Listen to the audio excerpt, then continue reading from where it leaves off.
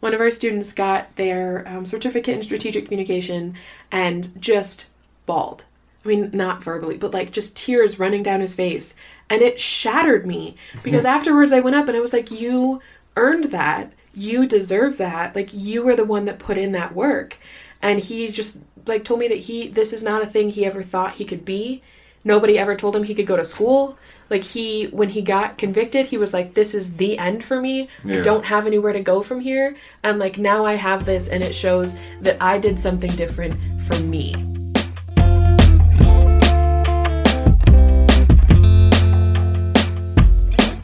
Hello, welcome. I'm Ben Boyce. This is the Dr. Junkie Show. And today I'm going to talk to one of my fellow in-prison educators, Meghan Cosgrove.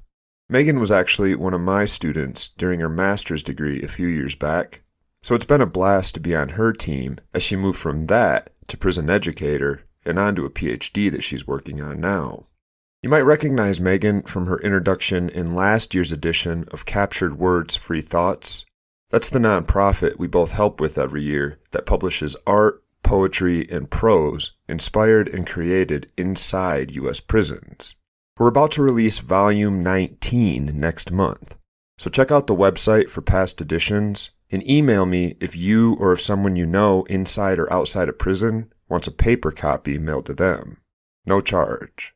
Meghan's been teaching at the in-prison program with me since it started, almost 2 years ago. And our first graduation ceremony was a couple weeks back, so it felt like we should sit down and talk about the program, about prison education in general, and a whole lot more. Fair warning, this one's a bit wild. I cuss a lot, we laugh a lot, we digress a lot, and we had a ton of fun recording it. There's lots of links in the episode description if you hear something that you want to follow up on.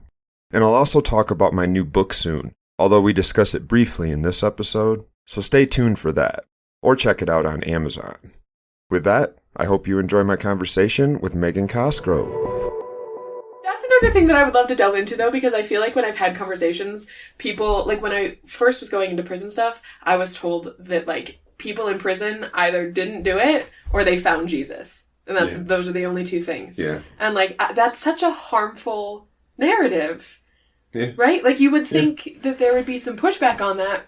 There is a third category, but like nobody... You're not supposed to jump right to Hitler, but like, as an extreme example, Hitler didn't know, presumably he didn't know he was a bad person. And he probably would have had some fucked up script that described himself as a good person. I've never in my life, and I know they're probably out there, but I've never met somebody that thinks they're a bad person. They don't realize it. Bullies from when we're in high school or middle school, often you ask them later and they describe their story in a way that you're like, wait, what? Mm-hmm. Were you in the same school? You bullied me, motherfucker, right? Like, and they'd be like, you bullied me. It's Absolutely. All this perspective that you build on it because you don't want to admit, oh, I used to be a bad person. And yet you're always trying to be a slightly better person. Yeah. But there is a category that's like eventually gets to the point where they're like, oh, fuck this. Which is what I think the normalization thing that we're going to dive into is how do you prevent people from becoming what Dean Williams, now that he's gone, but we can still use his quotes, called knuckleheads. Like, he's like, there are always going to be some knuckleheads. There'll be people that are just like, I don't give a fuck. I'm going to steal everything and fuck anybody up that's around me. Or I run gang associations where I'm a hitman and that's what I want to do in here. You'll always have a subset of incarcerated people. We got this massive group of incarcerated people in the United States that are either one, they just fucked up on some law that maybe shouldn't even be a law, but more often than not, they're a product of their environment and a world that like glamorizes all sorts of fucked up shit in our most expensive glamorizations. And then when people act those things out, they inevitably wind up doing long prison sentences, and they're having this coming to God moment, which that language makes me wonder if they also meant metaphorically. They come to God. You might not actually be a Christian, but you might have like I made a mistake. Yeah. And what does that even mean to people? Because if you don't realize that there is no free will, you're simply a product of your environment.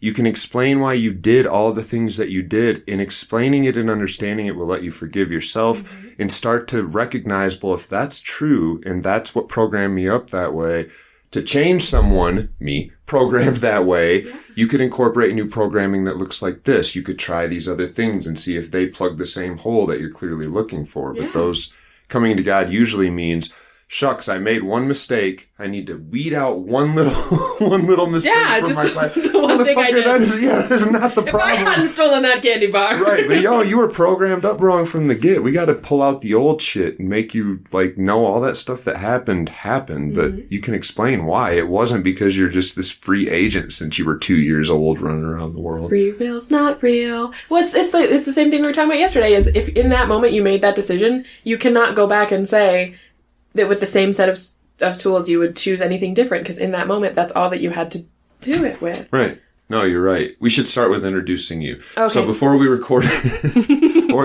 anything, Meghan is a college educator in the prisons that I teach in right now, so in 2 Colorado prisons. We've been on that team from the get, which has been cool. We're 2 years into it now. But we have a history. Before that, you were a student in one of my classes, so in part today you'll probably spill all the dirt on whether or not anybody that has the opportunity to take a class with me, should they run like the wind? No! Best instructor I ever had. Oh, that's nice. I mean that. But we'll pick it apart a little and see if we can find some dirt on me, because that would mean different things to different people. Okay. Which is kind of the central theme of our goal today, right? To talk about how everybody's programmed up without realizing it. Yeah. In a way that makes them make bizarre decisions. And some of us enjoy being tortured in a class by Ben. Whereas other people are like, what the fuck are we doing here? And what is this guy talking about? So Meghan, welcome. You want to... I described you a little bit, but you want to add to that or tell us a little bit about yourself, who you are, where you're from? Yeah, I mean, I'll say thanks first. I'm so excited. We've been talking about this, I feel like, since we started the program. And so I'm just really excited to be able to have the opportunity to talk about it.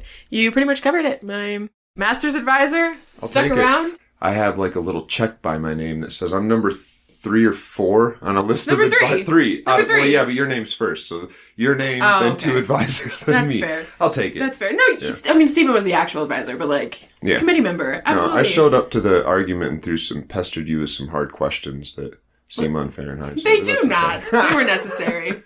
You're on my CV too, so... Yeah, but now that it's just comps, we were talking about this before too, if you're in a master's program, depending on what you study and what your story is, you might want to write a thesis, because right now my thesis from 10 years ago is getting turned into a book, and it just got published in an article in Humanities Journal. That Pub Day! Yeah, right, which is funny because I'm not on that track academically, but whatever. So if you want to go read it, it's about prison movies and what we learn from prison movies, but this is all...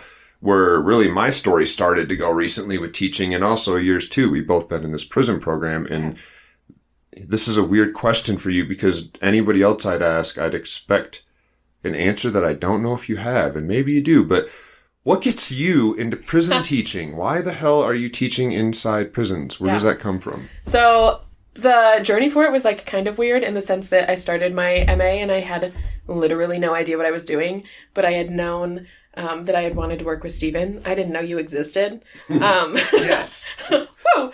And I had it was COVID, so I had a phone conversation with Stephen, and I had mentioned that I thought that his prison work seemed super interesting, and I thought that it would be really cool to be a part of it, because I had some family members just kind of involved, primarily with drug use. My mom had been a member of just probation and kind of state stuff, and I had always been really fascinated by it because I don't understand it.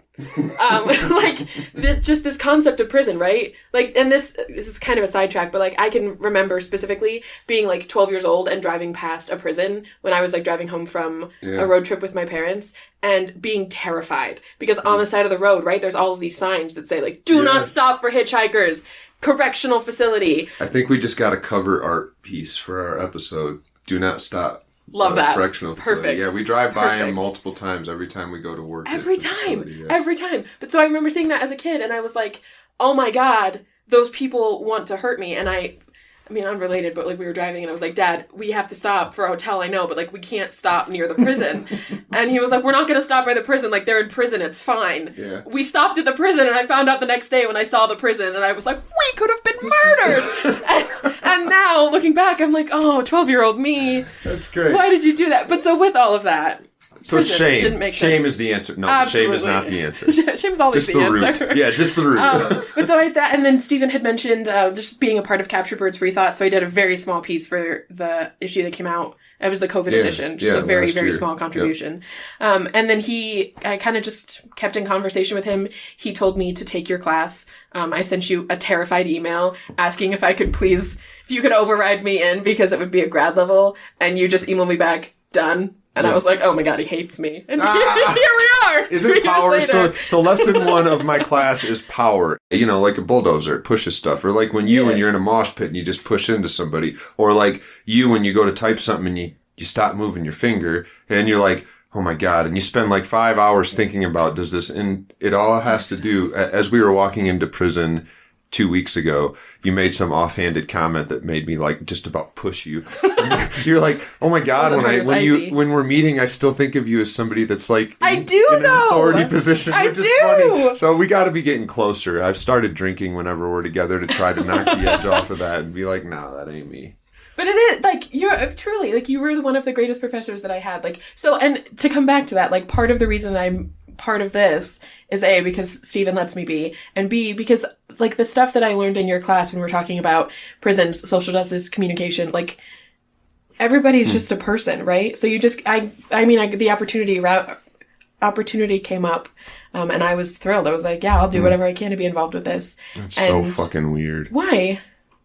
What about, did you have you had to have at least one. A coming to Jesus moment? Yeah, good, well said, yeah. At least one, whether it was early in the morning or 3 a.m. when you woke up and thought you heard razor wire rattling, we're like, did we sleep next to the prison? But some moment where somebody said something to you that made you at least think, like, what's it going to be like to, am I missing the point? What do you mean? You've seen the Shawshank Redemption and I actually never saw Shawshank Redemption. Okay, but you've seen every prison movie. I saw Orange is the New Black. Okay, and that's best case scenario. Correct. You might get into the women's prison, and even in there they had a riot and they killed somebody. Yeah. A CO no less. Like, yeah. What? That's such a soft example, but of all of them anybody else is thinking of right now, like, yeah, all of those, that's what we usually see of prison. I think that the moment that I kind of felt that was like the first time I walked into prison and I was like, holy shit, this is prison. Just because it was on Zoom. Yeah. But like going into it, a lot of it for me was the experience having relationships with substance users in my life, right? And having a cousin that went to jail, went to prison, and just not understanding. Like being the same age, I'm a year younger, so we're just about the same age, and seeing just how differently our lives went, and not understanding it, and wanting to be a part of, what does this mean? We grew up in the same state, we have the same family members, like, yes, our parents were different, but like, how did things go so differently for us? And then being interested in education, like, as a side note, like working at Disney World and being like, turkey legs, ain't it cheap? And so deciding that education was what was important. And then recognizing that for me, education was very transformative in trying to understand my positionality in the world. Damn. And then I feel like it's a very cliche thing to say, right? But like, education is the one thing that nobody can take away from you. So when you take somebody that doesn't have anything and you give them this opportunity to have something, or to be able to talk about how they are where they are, or try and do something different, just meant a lot to me. I used to think that was cliche, because it does sound really cliche. It does. And once you start to understand, I think all of the students that are still in the program would say, yeah, we probably thought it was too. Yeah. Within about 6 months, they're all like, holy shit, we actually know stuff that's applicable. But it's like true. Yeah, right. And it changes how you think, because you can't really help it. Not to mention, you sort of change who you are when you're learning. You're wiring stuff up and learning stuff that might be fun just in and of itself. So. Yeah. Okay. I've also kind of always been like, I don't like status quo stuff. So I've never liked when people, outside of being 12 years old and being like, they're going to murder us. I don't understand why we say this one person did this one thing and now they're excommunicated from the rest of their lives. Should we go that way right now, or should we wait till the end? This is your podcast, so we can do whatever you want. Okay, let's make sure we pin that and come back, because this is a conversation you and I have a lot, and I get to take positionality in it and say awful things about us criminals because I'm a criminal, just like I can about drug users, and sort of play the devil's advocate. But you mentioned going into the prison, so maybe we should talk about what it's like to teach in a prison. So when I drive to the university, it's a 20-minute drive with traffic. It sucks. I got to pay like $3 to park sometimes and Shout out walk Denver. into a nicely heated place that's all top of the line and computers and bougie rich kids all over the place. When you get ready to go to work at the prison, what's it like? I mean, it's weird, right? So the first time that I went, I was just terrified in the sense that I didn't know what to wear. I didn't want to expose my collarbone. I was like, can my elbows show? Are my pants too tight? Like, I had heard that if you wore something inappropriate, that they had like a jumpsuit that you could wear in. So like I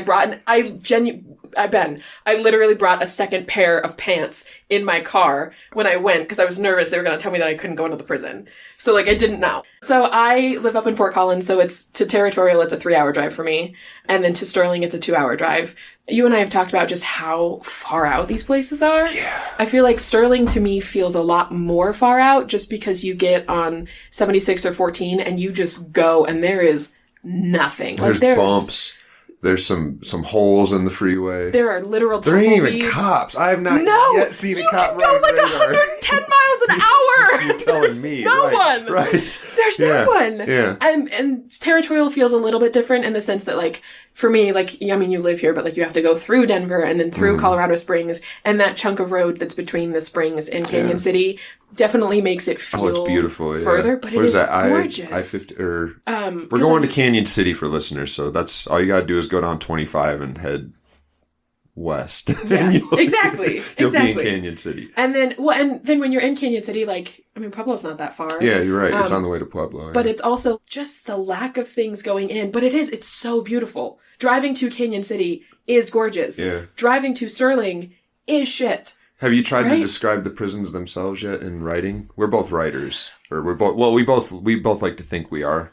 You are. You're a literal published author multiple times over. I'm mediocre, but I'll take it. No, I might turn into one. We need to hype you up because you're a very That's fine. Get me on the top seller list or whatever. See, I don't even know the name of the list. That's how mediocre I am. That's how much I care about I enjoy it. Like, I really get off on writing, and to some degree I've read a lot of your work where you're starting to catch your stride too. Have you tried to describe the prisons yet? I have. After having a conversation with you, it doesn't hit right. Yeah. Right? Because, like, you walk in and it's just the gates, first of all. Like, it was the driving past the prison when I was 12. It was, oh my God, the signs, don't stop, hitchhikers, murderers, people that want to hurt you, right? And then you get there, and Territorial's weird because it's built into the side of a mountain, so it's, like, beautiful, but also prison. And then Sterling is, like, just concrete buildings of mass and just, and there's actual razor wire, and that really threw me off because that was another one of the, what have I learned from, like, media representations of prison? Yeah. And, like, there's the razor wire. Did you not notice it at Territorial? Not as much. It's there too, but the walls, it's the same. It was mined out by the prisoners, was mined out of the mountain and then built into the prison. So it's still the exact same color as the, And I don't like that. I like. Oh, it feels like a video game, which we live in, so that would make sense. But but so, like, and then having, like, the specific gates that there's the ones for staff to enter, and then there's the ones that you have to go through, and, like, having to yell up, and they're like, "Why are you here?" Do you not go in the staff gate yet? Do they let you go in the staff gate? They never let me go in the staff gate. Go in the staff gate. Just have your ID ready, your state ID. Okay, well, we've all learned something. And stick your chest back. And I can't do that. Imposter syndrome. Have you learned the hard way? This is a little tip for anybody that's going to visit somebody in prison or is going into prison for some reason, to not buzz the fucking buzzer unless you absolutely have to. I try not to touch anything though. Okay. Like you said, wave at them. If you're nervous. like, you have to push it. No, you never touch anything. Don't do that. Yes, for they know you're there. Yes, it's always. Prison. They've been watching you for 10 miles away. Yes. I'll take they knew when your car got here. Yep. They said this car doesn't belong. That's the part where I've talked to you about Territorial specifically, is, like, the charming part of it. The canal that runs through. Like, I had only been during the summer because I was at Sterling this past semester. But, like, the grass is green and beautiful. And it's, like, a sunshiny day and the water is flowing through. Yeah. And if you don't look at all of the gates around you, you're like, oh, this is just a nice little mountain that I'm on. Because it's right by Royal Gorge, right? So that's... Yeah.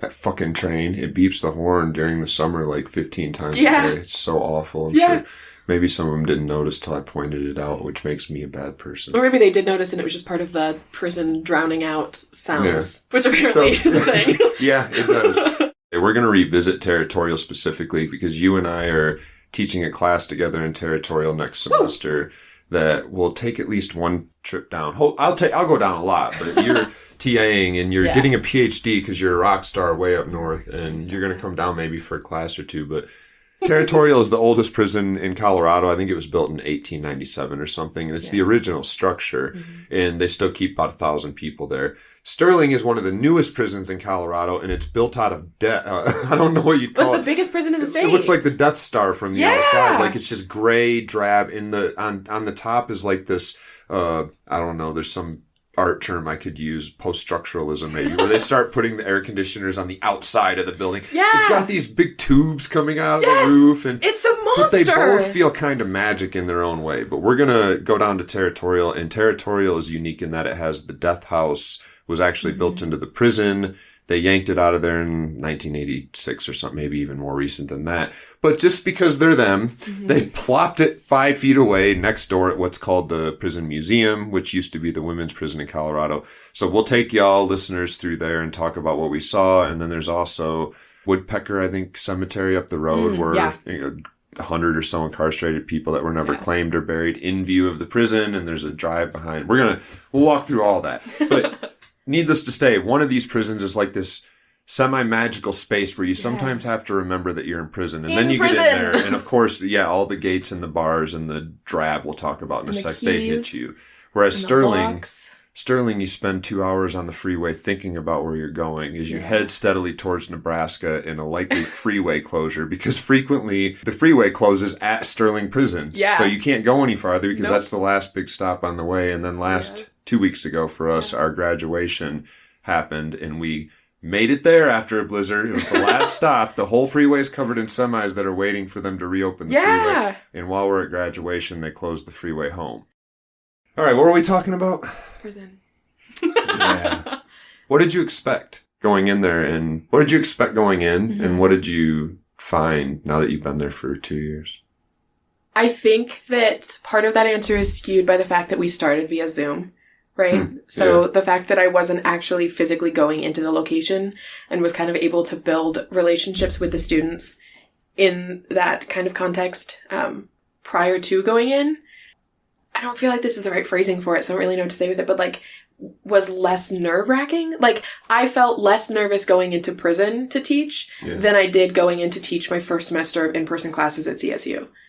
And, like, I genuinely mean that. Like, on my first day, I walked in and I was like, hi, kids. I think the bar's pretty low here. I teach in prison and I'm more nervous to teach you, right? Which also says something about me. There's a lot to unpack there as well. I mean, that bar low, I don't mean that people in prison don't expect you to show up, but they've watched Judge Judy 12 times. Like, that's what's there. They won't let education in right now, largely. So, when we're there, it's like, in fact, we talked about this, and I had mentioned to you that I was really glad that we switched to Zoom because of COVID, or it was a silver lining, rather. I'm not glad of COVID, but because I had been thinking to myself, like, dude, you know your body well enough to know that when you go back to a place you've been traumatized in, I don't give a shit if it says everything's fine or just, like, smoke a joint, you'll be cool. You're going to freak the fuck out, and you're going to be, like, eating Xanax and... Absolutely. And, Zoom went for like a year of these classes. Yeah.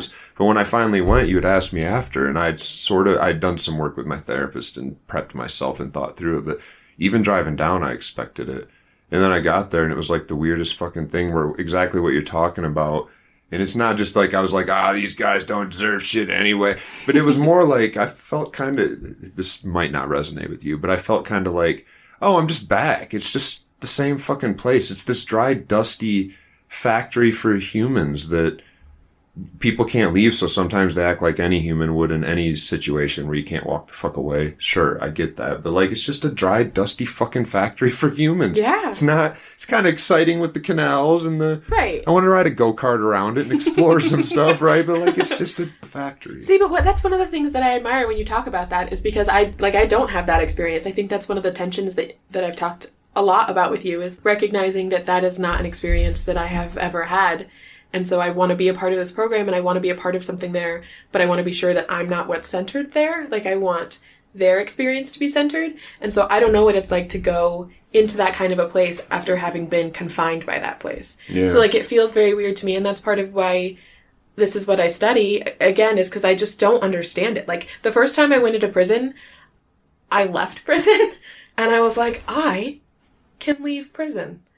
And it was the weirdest thing to me that I woke up in my bed and I drove 3 hours and I went into prison and I talked to all of these people in prison and we had a great time and we had a great class. No one tried to shank you. I didn't get shanked.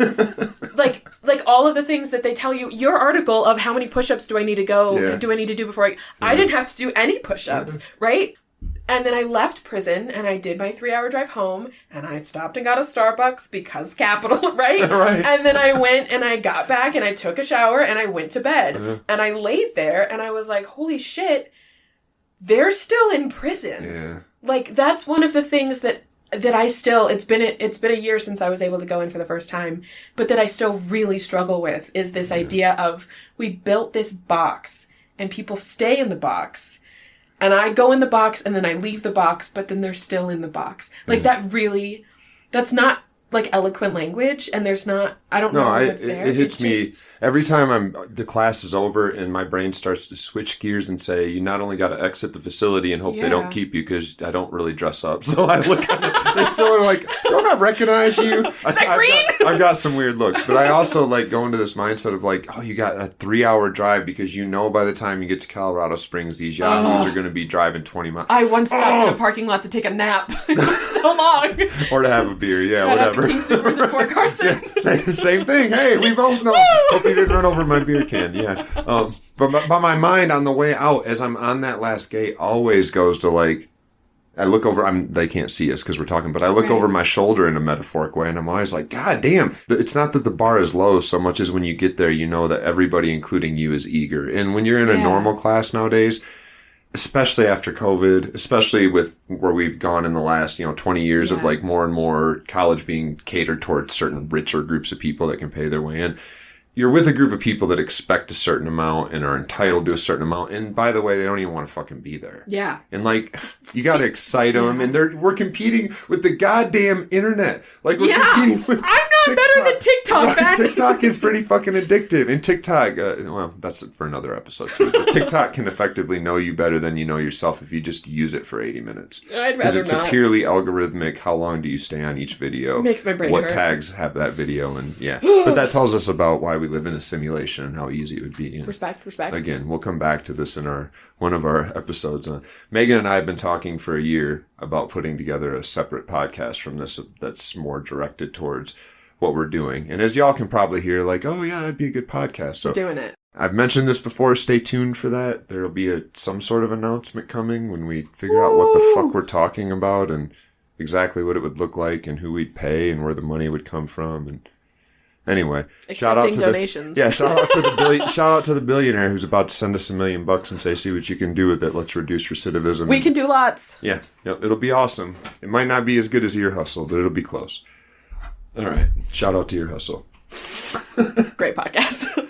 We've termed this thing that may end up being the title of an article that we eventually write. Yes. This is how academia works. You're Publish like, or perish.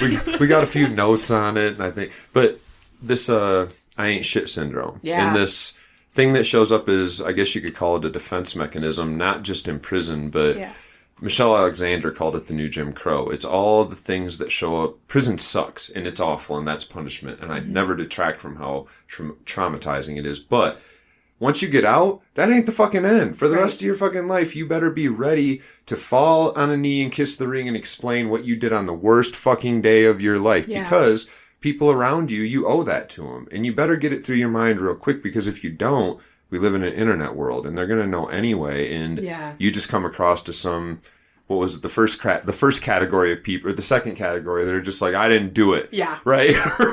Or, you know what, I did do it, and fuck you. And you're not going to last very long in our culture if you can't play nice with the people that are in positions of power. Mm-hmm. And that I ain't shitism has different levels, and everybody can probably imagine how different crimes get treated differently in prison, right? Contrary to what the movies show, that's not the right hierarchy, with Teabag being the guy that gets all the clout because he, like, murdered 20 kids or some weird thing, right? Seems bad. But there is, like, a hierarchy of, if you're there for dealing billions of dollars worth of drugs. If El Chapo was in a normal prison, he'd be the fucking man, because that's... I mean, he's kind of the fucking man outside of prison. Exactly, except he's in the Supermax in Florence right now, which we do drive past, and is also equally as... I think about him every time, and I'm like, all he did was sell me what I wanted. I would have got it from someone else, and I know he did terrible things, but you could have made it impossible for him to sell the shit by just putting it at the fucking Rite Aid, and I promise... I would have gone to Rite Aid to make sure El Chapo didn't kill him. I would have paid my taxes on it. Exactly. Double the taxes if you got to. I wanted my cocaine. I wouldn't have gone to prison if I could get it there. But again, we are diverting into the new podcast or our next episode, or both. We've both dealt with this, and we have certain students who, I see myself in a lot of them, and you do too, but clearly mine might mean a little bit more personal, and neither of us are proponents of this free will notion, so we both tend to start from a position of whatever awful, horrific, confusing thing you see somebody do, if you switch spots with them, cell for cell, atom for atom, brain cell for brain cell, breakfast for breakfast, human past for human past, in that second, you would have made the same decision. There is no extra part of you that would have made you be like, no, I would have, and if there is, you got to locate it. There's no way to say, oh, it would be the part that didn't switch. Wait, it'd be the extra part I brought. Yes, right. Yeah. No, you just switched spots for this hunk of flesh that just turned on this person and ruined their fucking life by getting them to do some terrible thing. Right. Some of our guys have had a much easier time, and gals, because we've had women in our classes too, in men's prison, which is another episode we'll do someday, because that would be a really good episode. But for now... I agree. Tangent after tangent after tangent. Taking notes. Stay on track. You're on 76, going to Sterling. You got 2 hours. Keep the foot on the gas. Drive as fast as you want. To keep us on track. Some of these students have had a much harder time. Right. I don't even know how to finish the sentence, because it's not that they don't come out of their shells. When we get them in the right medium, a good paper they write, a personal conversation. But a lot of them just wear this shame, this stigma of like, I've got to get that through my head now, because it's not like it's going away if I ever get out of here. Yeah. So there's no question there. What say you? Yeah, well, it's like that idea of internalized oppression, right? Like, you are told all of these things, and then you believe those things. One of the things that I think a lot about, words are hard. One of the things that I think about a lot regarding this is the language that we use to refer to people. Like, when we have these the conversations about, like, the DOC shift to using the term resident, or whether it should be offender or convict or inmate or prisoner, or, like, when I'm writing about this, I use the term incarcerated persons or incarcerated people, and I'm always worried about, like, what that's going to mean. I think about my cousin who got a tattoo on her neck for everyone to see that says addict. Right? So, like, it's this... I gotta meet her. I love her a lot. She's great. She in jail? So, she just got out of jail, actually. I think it was rehab, actually. But, so yeah. Again, it's that part of prison that I don't understand, where we say, I feel like the reason they have this I ain't shit is because we tell them they ain't shit. Right? Yeah. We tell you go to prison, you don't mean anything. It's that thing that I talked to you about that I'm still fleshing out, and another paper that I want you to write with me, of this idea of, like, a moral or social death. That when you get sent in, you're branded with this label, and it's a brand on your forehead that you wear for the rest of your life. Yeah. You can't get jobs places. Some places you still can't vote, right? That's still... Yeah. Colorado you can, but only once you're off parole. A couple of places have made it now. I think maybe one state, so you can vote when you're still on parole.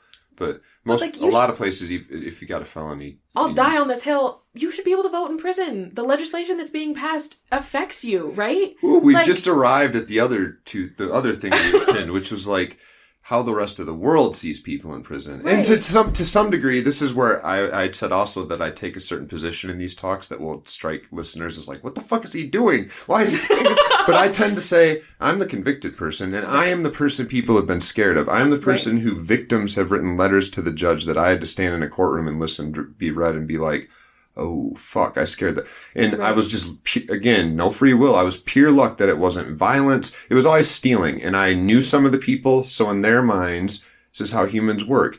They assumed that I wasn't just dope sick and driving around and drove by their house and it was random. I didn't realize it was their car. I just stole the shit and then stole their identity. They thought in their minds, it planted the seed of doubt in humanity. Right. And a lot of them, I'm sure more than just the one that read the letter, that stuck with me 20 years later. So thanks person who wouldn't listen to this podcast anyway. Would hate it if I was doing it. But nonetheless, like, that struck home because I remember being so mad and being like, how the fuck do you think I was stalking you and followed you just to steal your fucking purse and lied about our relationship? Yeah. That's how humans are. That shit is deep. And when we think about people in prison, there's people you and I could both steel man what we're talking about and say, okay, so yes, I was convicted of theft and drug-related charges and a pistol at some point. Why should that be used against me nowadays to get a job teaching, giving all of my credentials? But there's people that's the easy out to be like, no, maybe he should be allowed to get a job. But there's people that have committed crimes that, like, if you just committed sex crimes against children 3 years ago and you got early parole and you go to apply for a daycare, no, of course not. Because if they're going to nobody in the United States is going to be like, oh, we ran his name and realized, or her name and realized they have sex crimes against kids. Let's hire them anyway and then see if people keep paying to have their kids sent here to be daycare. The system's sort of built to weed all this out along the way. Right. The programs we're in where we both seem to be able to see people in a light that's like, well, I could just as easily have been that person. And there's as much potential there as anybody else. Yeah. What we run into the most is that the world doesn't see them that way. No. So how do you deal with it? I mean, it's got to come from even family members and friends, even if they sort of soft speak it. Yeah. And especially the rest of the world. Yeah. Well, I mean, that's kind of things that you had mentioned before, but like when you get that assignment from a student that like hasn't said something in class, but then you read what they wrote and it's just brilliant. Yeah. And you're like, why are you not screaming this? Yeah. Like, I feel like there's this conception that like you're in prison, you don't have anything to contribute, and it's not true. I think about the graduation ceremony that you and I were just at, and one of our students got their certificate in strategic communication and just bawled. I mean, not verbally, but like just tears running down his face. And it shattered me because afterwards I went up and I was like, you earned that. You deserve that. Like, you were the one that put in that work. And he just like told me that this is not a thing he ever thought he could be. Nobody ever told him he could go to school. Like, when he got convicted, he was like, this is the end for me. Yeah. I don't have anywhere to go from here. And like, now I have this, and it shows that I did something different for me. So we snuck up on identity, which is what I'd said, like, there's this big capital ending that we're going to talk about is identity. And that's where we should make sure we wrap this whole conversation around, because that's what we're both doing. Mm-hmm. And not us, this program, and even beyond this program, this way of thinking where you say, what would you want to have happen to people who are being housed in expensive prisons? Would you like them to be able to get out and not be a threat to the community and help you pay for those fucking prisons? Because they're expensive. Yeah. Let's get them out and get them back paying. That requires the sorts of things that us and lots of other people are involved in. But that identity is being built in the middle of a donut that is much bigger than the donut hole, which is like, I can get college certificates and eventually a degree, because the same students, for those listening, are also now still working on their larger bachelor's degree. And if they want master's degrees, we'll see how that turns out. They're still in this big donut hole of like, now they're supposed to get out of prison with one of the, whatever their particular crime is, whether it's like mine and they're just lucky as fuck that they never wanted to hurt a kid, or when they were really desperate, they didn't see an old lady who they could snatch their purse instead of a car they could break the window. Right. One of these crimes is much more severe, and you wouldn't think it if you were just in the moment of desperation. Luck, all the way down the line. There's still that when they get out. Yeah. So now they can go and remember this beautiful moment they had with us where their identity was updated and it was a stamp of approval on the long process of education, and they go apply for the job and they get in the interview room and the dude looks down and is like, oh. Yeah. And they say, but I got this certificate or this bachelor's degree. Yeah. And they've now walked themselves to... This is what that I ain't shit syndrome is. It's a defensive mechanism. Yes. Because at any fucking moment, you will be brought down to fucking size. And it's the size of whoever's in the room. And that's where I'm like, so what's the answer? Will we get to it by the end of our podcast? We do? I hope so. I feel like if we did, we've done a lot. But like... Yes. And because that's the thing is like, I have these conversations with you, and I just, like, you mentioned it the other day, like, I just feel so rejuvenated and excited, and like, this is work that needs to be done, right? Yeah. And I will be a part of it in any way, shape, or form that I can be. And then you look at these like larger scale systems where it's, how do we make it so that if you go into an interview and you can show, look, I was incarcerated, but look at the things that I did to change that part of me, or to grow or to whatever. I don't know if I like the term change that part of me, but like, how do we change that? How do we make it so that it's like when that student who was so emotional and earned that certificate, I mean, we didn't mention that necessarily, but like prison learning has been so much more challenging than than just traditional on-campus stuff, just in terms of like all of the organization. I would like to be very clear. That's worth maybe timing out and talking about. What do you mean more challenging? I would like to be very clear and say that everything, like, we are making everything work. I am not bashing anything. Like, I want to be very clear. I mean, to give credit to the students. Yeah, that, like...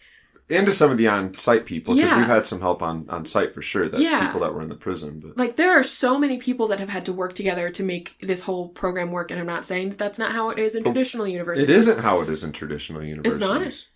It's not? That's why I'm asking you, what's the difference? So if you're at home on Zoom and your teacher says, well, you know, Einstein in 1956 said blah, blah, blah. What do you do? Well, you should be a good student and double check and Google it. Right. But what other challenges? Right. So, I mean, as instructors, you and I, like when we're putting this stuff together, our students don't have access to the internet. Yeah. Anyone listening, when was the last time you wrote a paper without the internet? Yeah. Right? So when was the last time you did anything without the internet?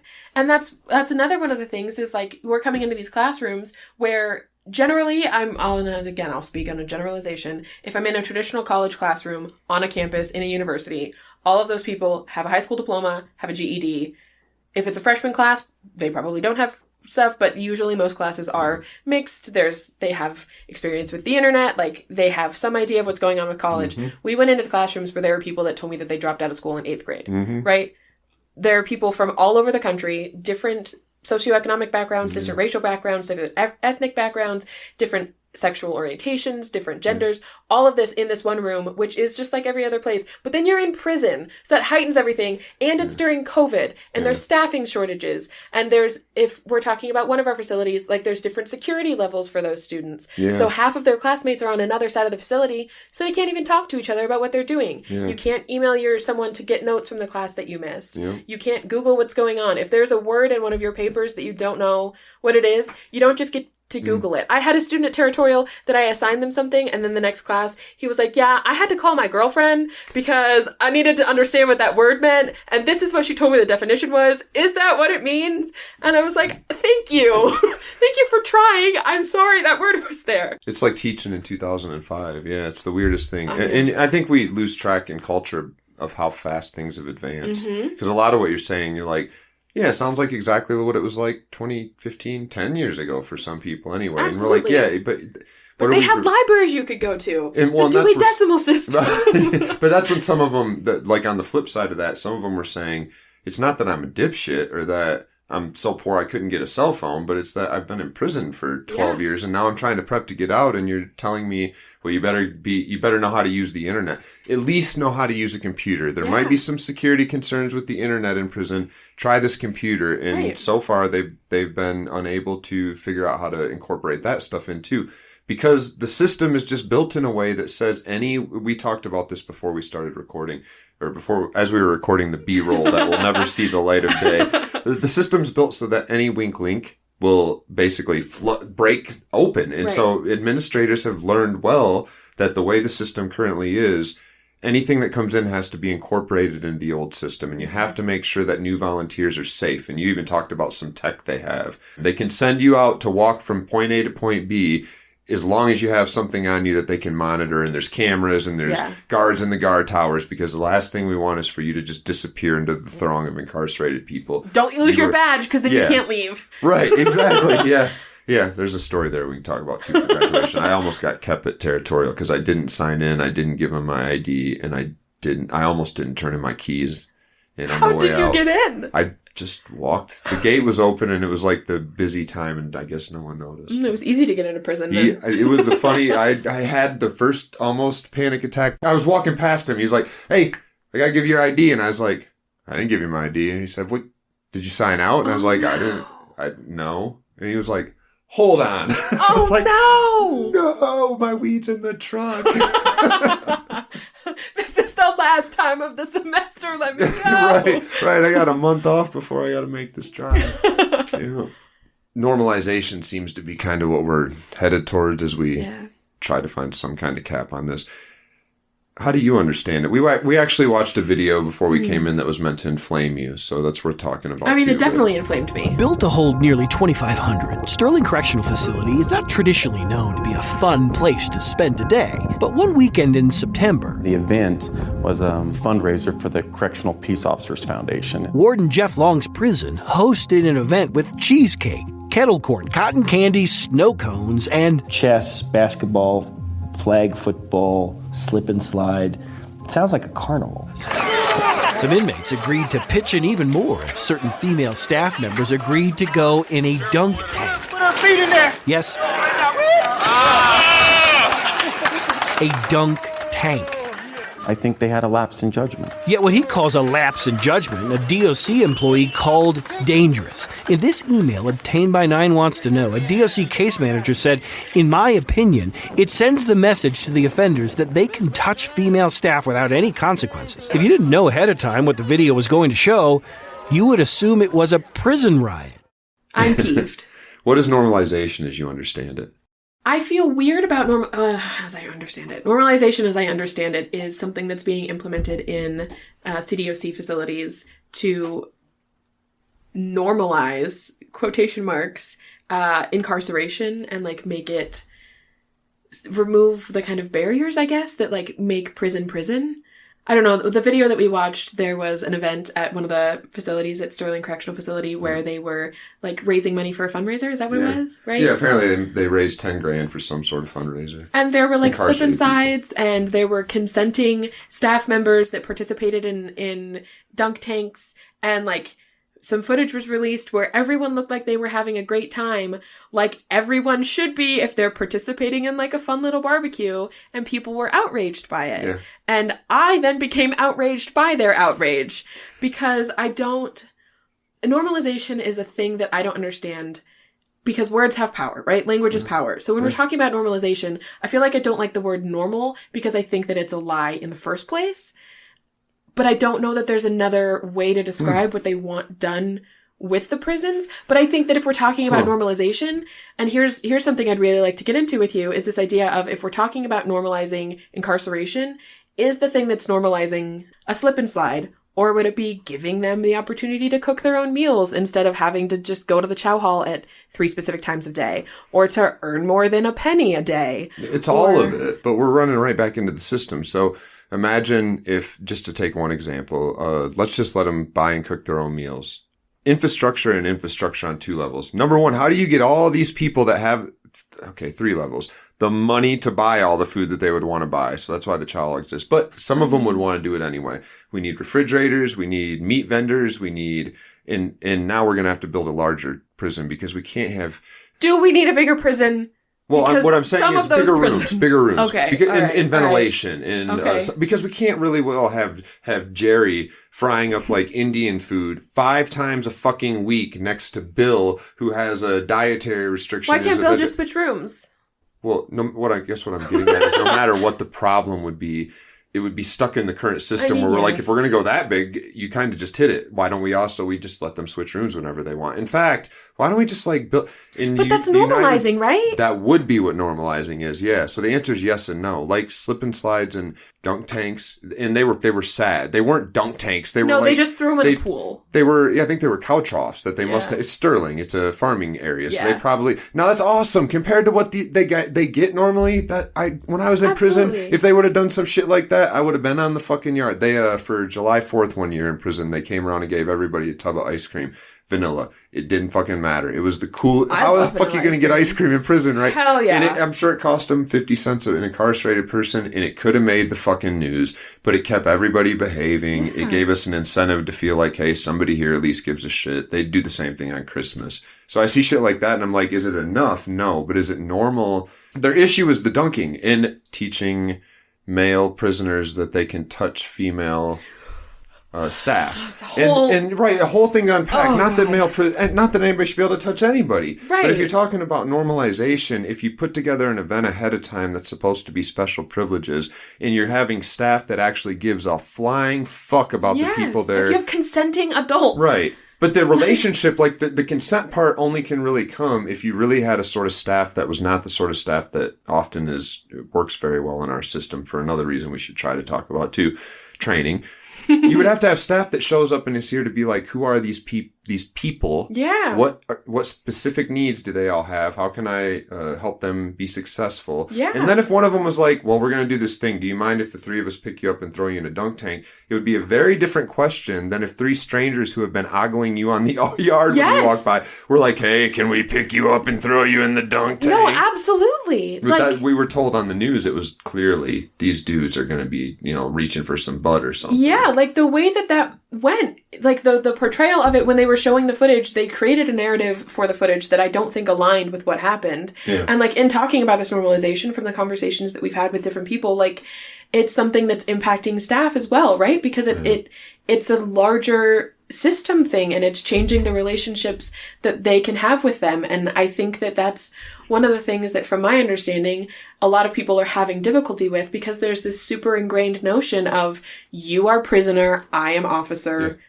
That power dynamic. It all comes I ain't back shitism. to it. That's the proof. Is how do you address the people around you? If they're another prisoner, first or last name is fine. If they are somebody that works there or is any sort of volunteer, it's Miss or Mrs. or Doctor. Which makes me very uncomfortable. But there's Please nothing just call me you can Meghan. do. But when you do that, you're asking them to make an exception in a system that isn't like, well, at work, if you got a cool boss, not you can normalization?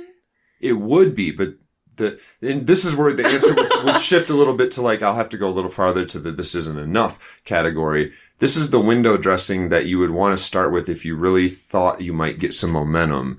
And I'm concerned that like we're at that point in history where after a big swing towards what you might just call like liberal philosophies of trying something new, where 80% of people that get out of prison have been going back forever. Yeah. That's fucked up. I'm tired of paying for that as a taxpayer.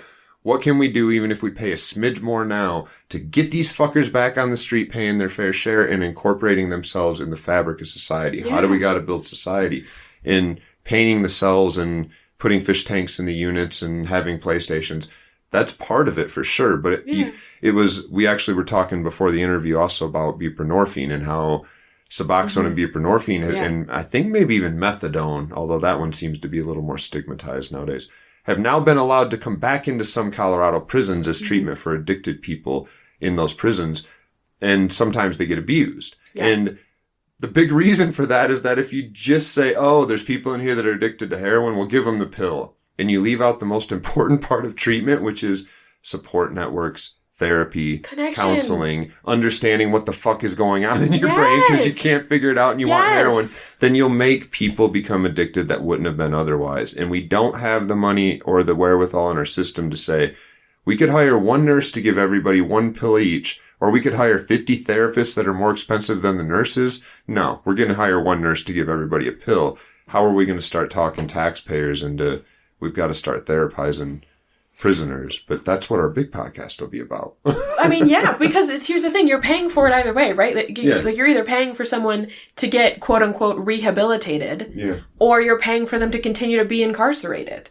So in one situation, hopefully someone is able to then, I don't like be a contributing member of society, because that's whatever. I do. I just think it means society will have to change. Like and this is where we've been talking with identity, is we've got students now that are getting out and they've got lots of layers of identity, but a lot of those layers have talent and promise or potential. Yeah. And some of them are like a little potential, but you're good at flipping burgers, but maybe you'll want to do something else, or maybe you'll love it and you'll become the best burger flipper ever.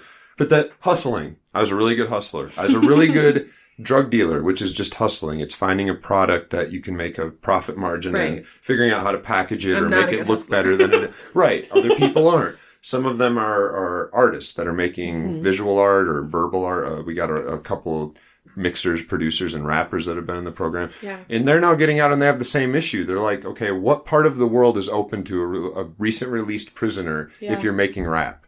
Yeah. Well, let's see. Let me just knock on some church doors and see how that goes and how much money they're going to start coughing up. Let me go knock on a few club doors. Let me knock on Suge Knight's door. And Suge Knight's like, come on. Right? Like that's where you would go, because that's the one spot it's open. We've got a system that we would have to figure out. And we're back to our podcast, because it'd be nice for us to be able to hire some of those people to mix audio for us and to record their stories and maybe give them a boost as they get out of prison. But again, stay tuned for that. Contact the billionaires. Find some funding. Yeah, send us some money. I mean, that's one of the things, too, is thinking about, like, what opportunities are available. Even thinking about computer literacy, right? Like, how many jobs do you see that you don't have to know how to send an email?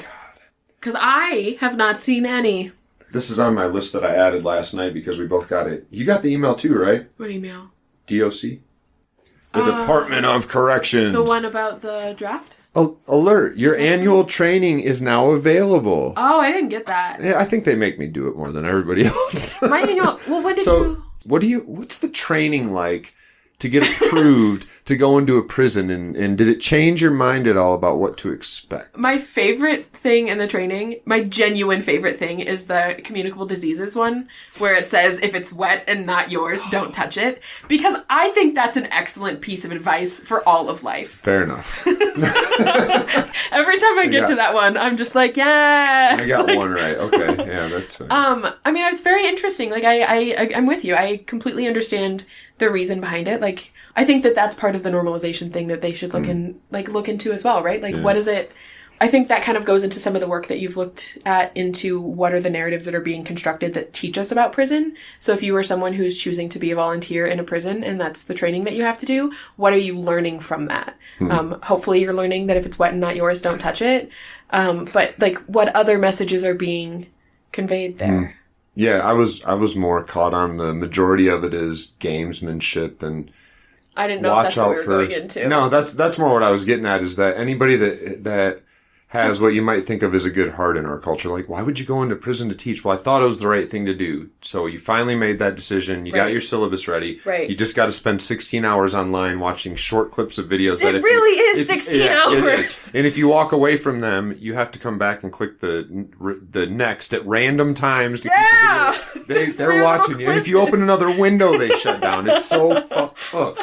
You made this decision to go in, and then you have to take the training that's really that long, and you have to pay attention the whole time. And half, I would guess, if not more, of the modules are about what to expect by way of being gamed. Everybody in there, lots of people in there, expect to encounter somebody who's going to ask you to sneak in drugs, is going to tell you a lie about being falsely convicted, and you're the only one that can give them money. And it was so much, it was unbelievable. Yeah. Or hostage situations that, like, when you're in here, because you probably will be, and you walk out of it feeling like, what the fuck have I gotten myself into? Yeah, you go to prison and you're like, oh my God, is there going to be a hostage situation? Yes. If there is a hostage situation, what do I do? Where do I go? I spent 1.5 years in prison. I know what to do if there is one, and there isn't going to be one. But I still was like, oh fuck, do I need a button? What do I do? But they put this distinction on anybody that's going in between us and them. And that's why, as you'd said, like, it's kind of uncomfortable when they call you Miss Cosgrove, or eventually soon Dr. Cosgrove. Woo!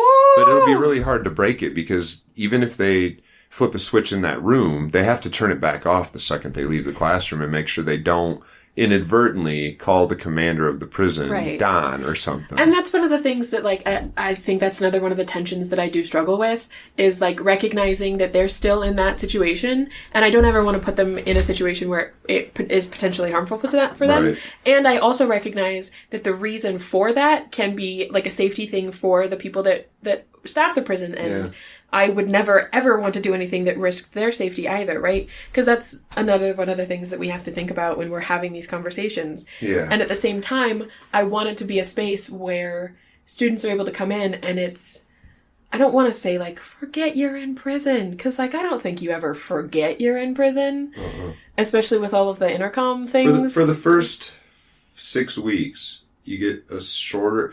There's probably some math somebody should do. For the first 6 weeks in jail, you get a shorter and shorter every morning snippet of time where you forget. And it's heartbreaking as it gets down to like a second, and then less than a second. Where you wake up and you're like, just the way you said that broke my soul. It's true, though. I just remember going through face. That. Yeah. That was a weird experience. And then it goes away. And then if you're out long enough, it's like heroin, where like you stop getting really high, but then if you stop doing it for a while, you get high again. If you're only out for like a week or two and you go back, you don't get the early morning buzz of I'm free.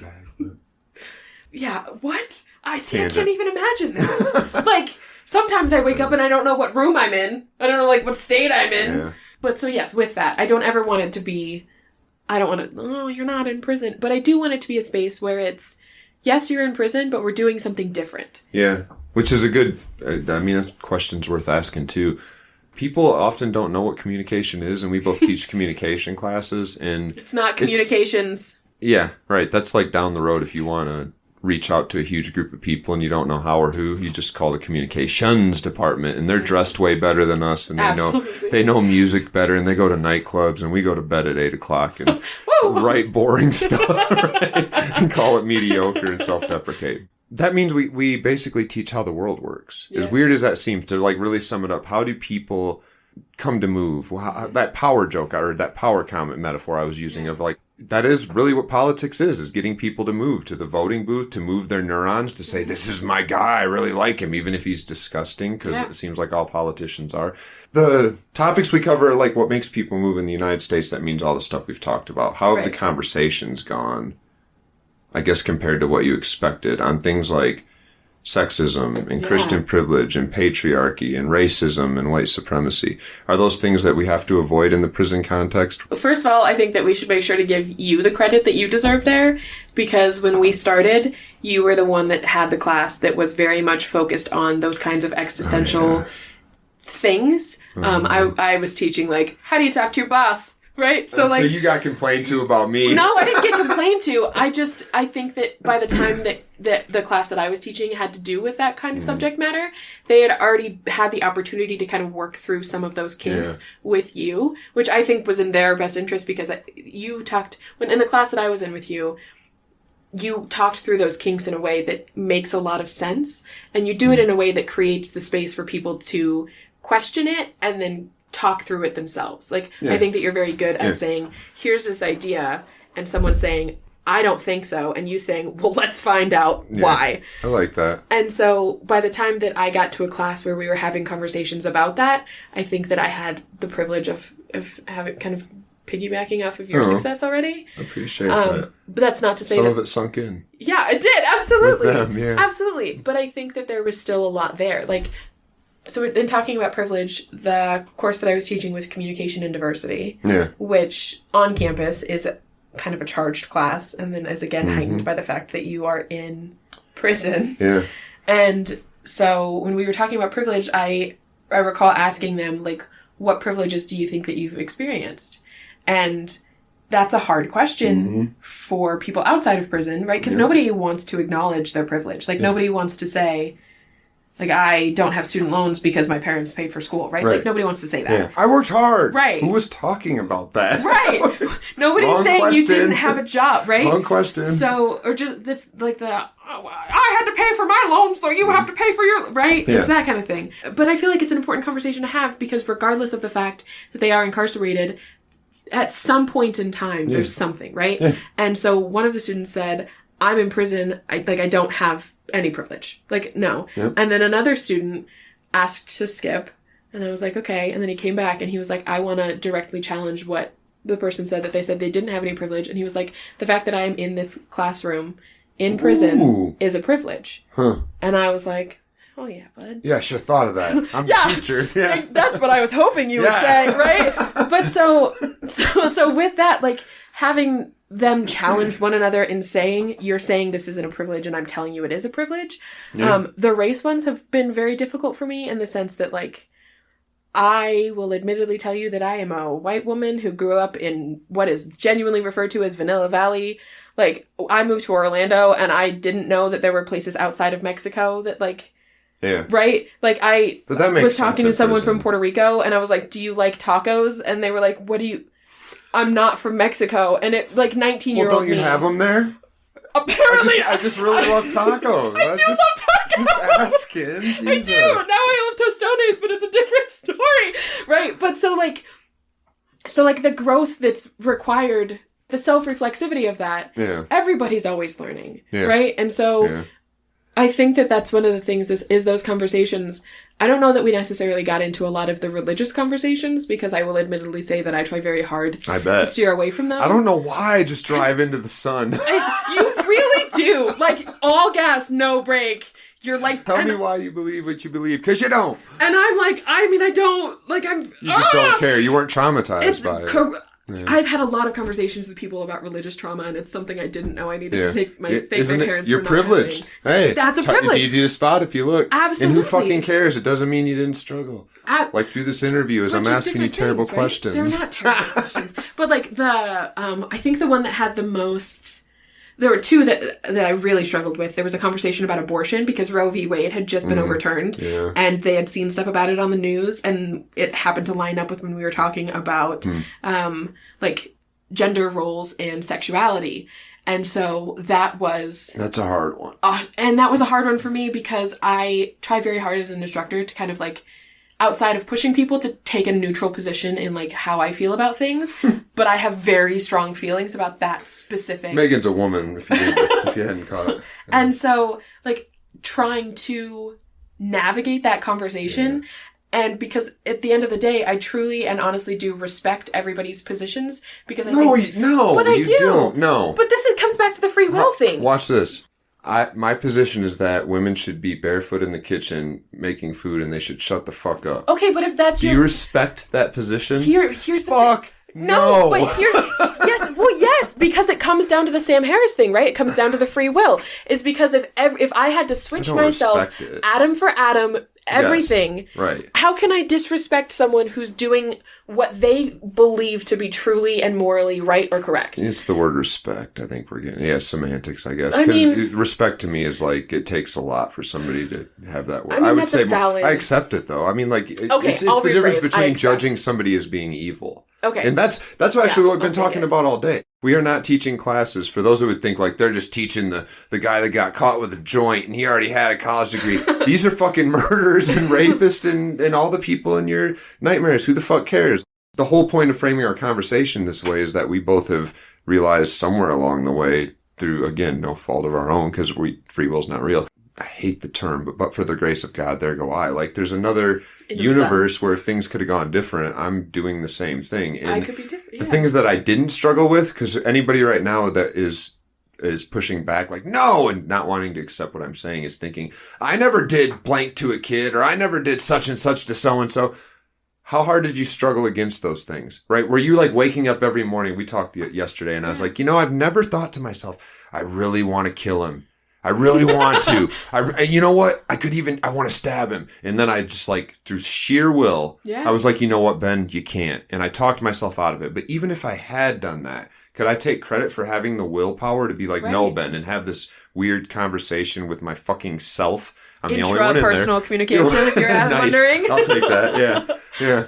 But no, all of it comes down to us sort of framing this like, no, this is the people that if you were ever going to feel like there was a tragic story, and instead that's what we see these as. Yeah. Like that people forget about, only think of the victim in any story, and they're like, the other guy just gets thrown in the garbage can. You're like, they're still alive. Well, I was listening to plugging one of your last episodes with Sea Dreams. Yeah. And one of the things she talked about. Shout out Sea Dreams. Shout out Sea Dreams. She'll be back in a couple weeks. One of the things that she talked about was that when she was 19 years old, she got charged with a sex crime for pimping out a 17-year-old, but that nobody looked at, like, she herself had been pimped out and a victim of those kinds of things as well, right? So, like, I'm not saying that people didn't commit crimes. I'm not saying that. I recognize that you did commit a crime.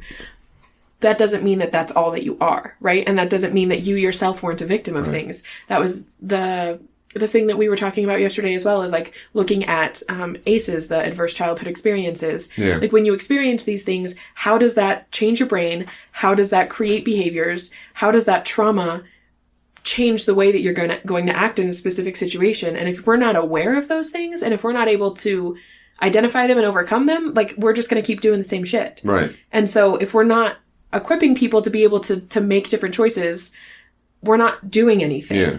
We've been talking around Sam Harris all day, so we're assigning Sam Harris. I am for my night. Well, no, us, because we're both teaching it. So Sam Harris is going to make up a big part of this class. But the goal is to get, I guess, the public thinking as much as the people that we're teaching about the fact that when somebody does something wrong in our country, we think, how the fuck should we punish this motherfucker? And that seems like such a waste of time and effort. And I get, if you've had somebody close to you that's been victimized, or if you've been victimized, you can't help how you feel. Absolutely. And often you want to feel like I'd strangle, and we can all think Absolutely. of terrible, the worst thing you can think of somebody doing to a kid. You would want to stop them from doing it right now and hurt them yourself, right? That is human to do that. But if we're really talking about, okay, but the clock keeps moving forward, and it will be 5 minutes from now, and 5 days from now, 5 years from now, 50 years from now, I would love to make sure that they are not going to reoffend. And not only that, that they really feel in their hearts like they want to make what they did to some. You can't make everything right. You can't bring people back, but that whoever the person is wants to restore to their own best of their power, their own spirit and the spirits around them that they've injured. And that seems to me like if we're going to have a system called corrections, why are we wasting tons of money to recidivate at 80% if we could at least take a shot at like changing hearts? But the way you change hearts is it's not through, I mean, some people it is through religion, power to them. But it seems to me like it's through tools. It's through when they reach in that tool bag for whatever's next, or for the memory that taunts a lot of them of what they've done. They have different ways to think through it and put it together and make choices for the future. Absolutely. One of the things that one of the students at Territorial has said to me repeatedly when we've kind of had these conversations is incarceration is like you're taking a person with trauma and you're treating trauma with more trauma. And he's like, I'm just more fucked up now. Nothing's better. Yeah. And what so, else can you be? Yeah. And so like, I don't, with the society stuff, I would be interested to know from you, when you tell people you teach in prison, what is the response that you get? Fake appreciation. Is that what you get? Oh, so not always fake. So if C's listening, because now that she knows her name was mentioned, she probably will. No, there's people, I've noticed people in prison they're so sincere. They make, like you said earlier, like that made me want to cry. You can just feel it. And she was really sincere, like what you do. And I had to be like, let me self-deprecate for a minute. I'm not that good, right? Because I'm a felon too. I have that I ain't shit syndrome. It never goes the fuck away. So I prefer to knock myself down before somebody else does.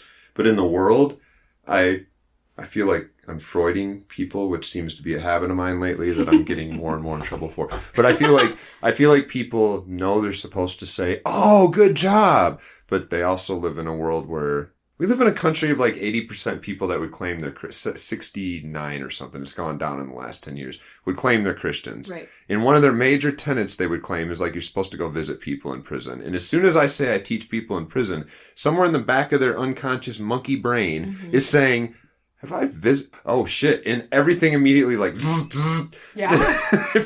And as they're complimenting me like, oh, that's so cool. I can see in their eyes that they have this short circuit. And if anything, you've probably experienced this part. It's the jokes we make with each other about who do you think's going to have the shank today, right? Like that's the stereotype of what are they really there for? Are they gaming you? Like, did you take the training? Yeah. One of my absolute favorite things to do is to, like, if I'm going whatever, I'll be like, oh, I'm going to prison. Because people stop dead in the middle of the conversation and they look at me and they're like, why are you going to prison? And like just challenging those assumptions and being like, well, why would you think that I'm going to prison? Like, why do I have to tell you the reason that I'm going to prison? Why would it matter that I'm going to prison? Do you ever just dead your eyes and say, murder? I haven't, but I'm going to now. People are always like, to visit? Or next time I meet someone and they ask me what I do. Yeah, I'm not a good actor. I'm going to do it. I'm going to give it a try. I'll see if it works. Yeah. Keep you updated. But yeah, like it blows my mind, the response that I get, because I don't think outside of like the circle of educators that we, collaborate with, people don't give a shit. No. Like, I'll talk to people about it and I'll be like, this person, like, because I'll hype my students' work up all day. Yeah. The article that you just got published how many bachelor students y'all know that are not even at a bachelor's degree and are publishing articles in popular press? Fuck off. Our students are better than yours. Woo! Or in journals. One of our other students published in there. And he didn't even ask us to edit it. But so I'll hype their stuff up all day left and right. And at the end of the conversation, everyone always says, well, what did they do?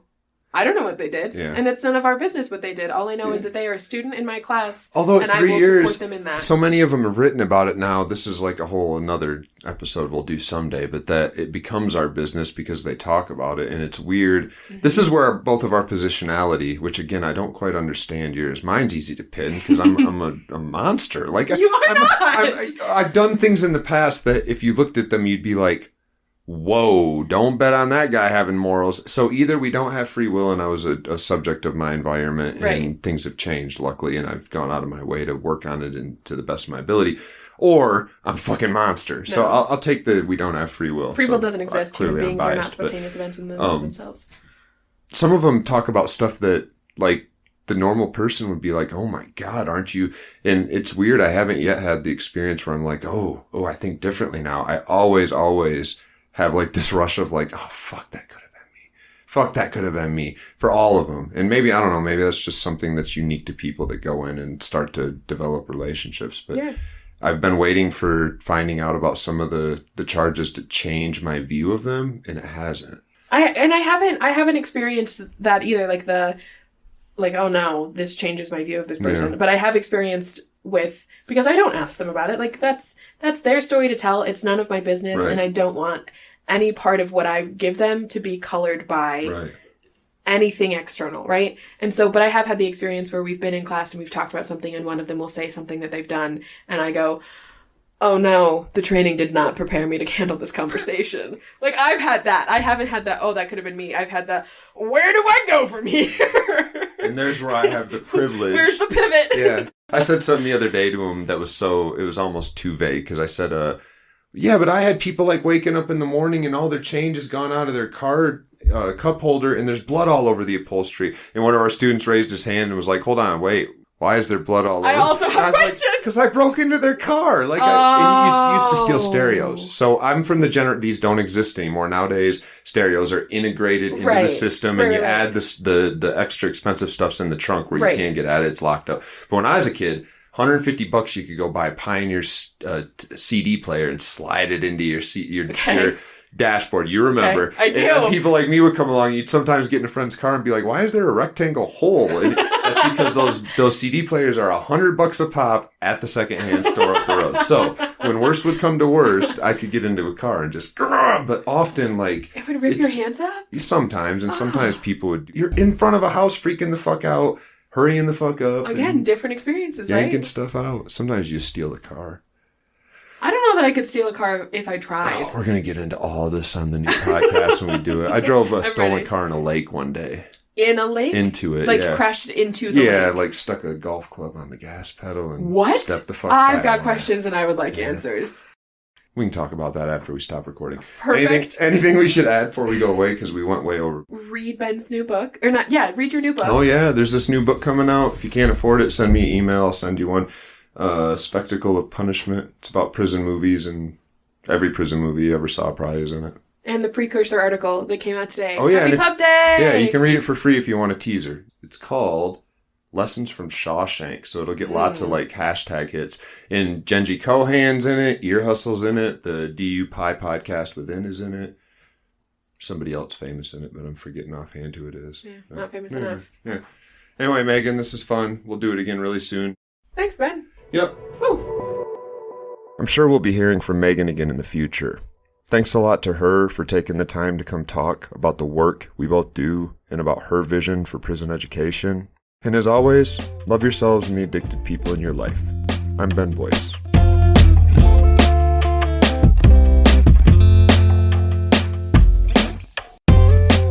If you're still here, you might want more. So consider checking out my book, Dr. Junkie, One Man's Story of Addiction and Crime that will challenge everything you know about the war on drugs. You can get it wherever you buy books. If you want to know what the world would look like if drugs were legal, or why we develop tolerance and sensitization to drugs when we take them for extended periods, or if you just want to know why I went to prison, check out the book.